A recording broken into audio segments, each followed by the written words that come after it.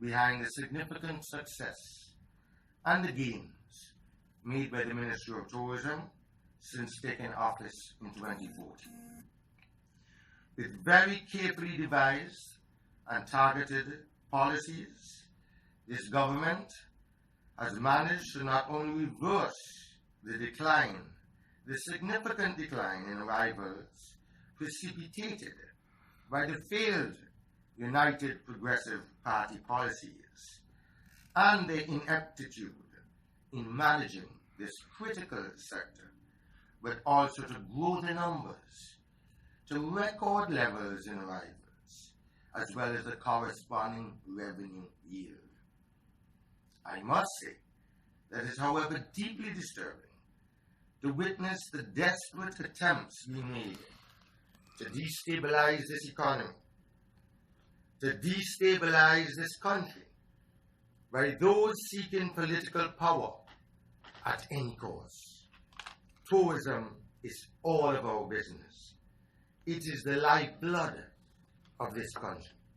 It cannot be used for political mischief. It should not be used as a political football.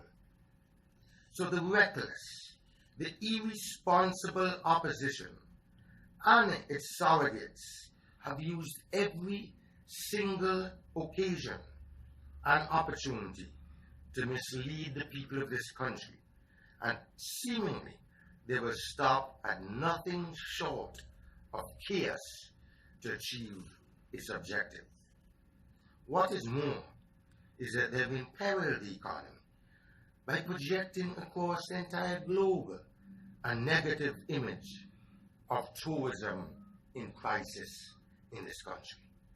And that message has gone out to tour operators, has gone out to all of the stakeholders. We seek to spend monies every single year, limited resources to market this destination. And when those irresponsible statements are made and given the impression that tourism in this country is in crisis because we have a few hotels closing for refurbishment, for maintenance, I need to say that that is the signs of desperate men seeking to achieve desperate results. So the people of this country should realize that this is simply another failed attempt to create hysteria, to create fear in this economy, even for the visitors to the shores of this beautiful island. And while I understand the politics and the arguments of those who oppose progress, it is beyond me or any reasonable individual in this country to deduce or comprehend what they have with little effort been able to concoct. I can only therefore conclude that their actions intended at mischief, simple mischief, or they simply do not possess a sufficiently nurtured understanding of tourism or of government. In fact, one former minister continuously references a decline in arrivals year on year. Yes, we have had a decline. It is an undisputable fact that we have had a decline from 2015 to 2016. Overall, we've had a decline of 5%. However, that particular former minister fails to tell the public that even with the decline, the arrival still represents superior performance to any of his years in office. And additionally, members of the media, you know that 1 year is not a trend in anything. And last year was an unprecedented year. It was the best year for tourism arrivals in 5 or 6 years in this country. So it is really not fair to compare performance of this year over last year.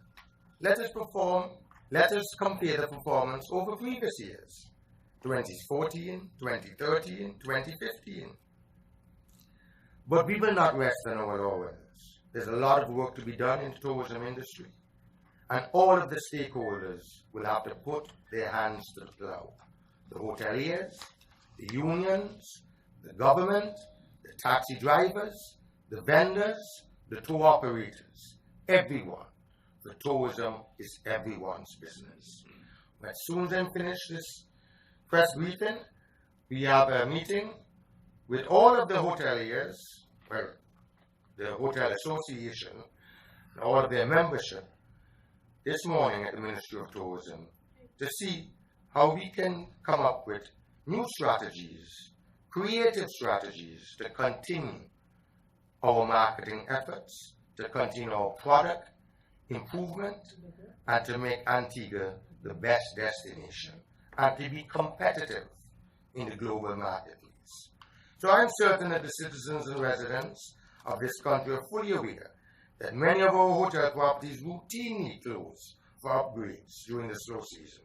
It is nothing new, and they'll be open in time for the peak of the tourism season. The Cabinet has every year since taking office granted a number of duty-free concessions to hotels to facilitate some of these improvements and refurbishments to their properties.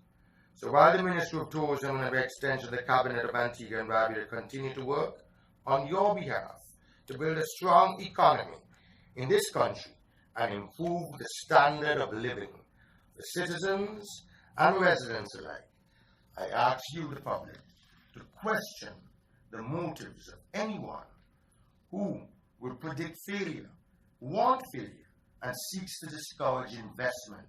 Because we have had investors like Mr. Robert De Niro, who is presently before the courts by members of the opposition.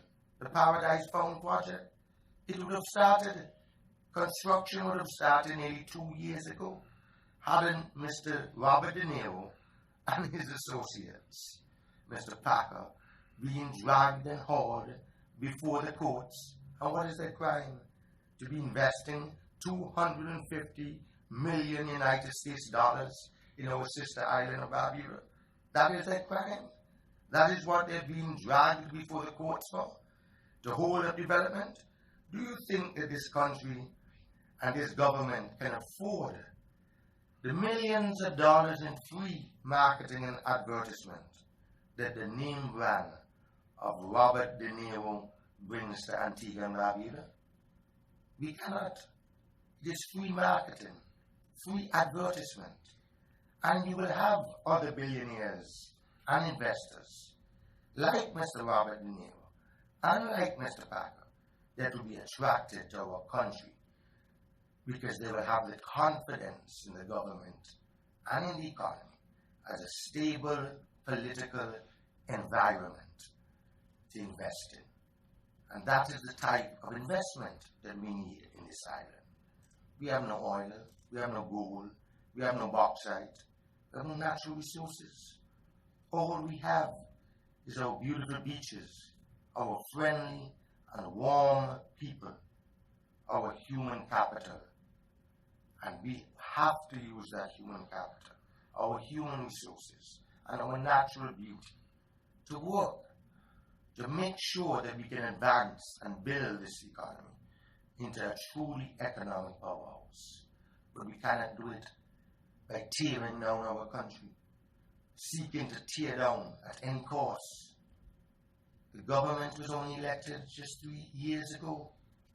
We have a mandate from the citizens of this country to govern this country and to govern it responsibly. Opposition will always oppose, and opposition is healthy. It is healthy once it's constructive opposition, but not opposing to tear down. And in so doing, you damage the reputation of your country, damage the most important industry to the economy and to the people and the livelihoods, your tourism plant. So I think I've said enough.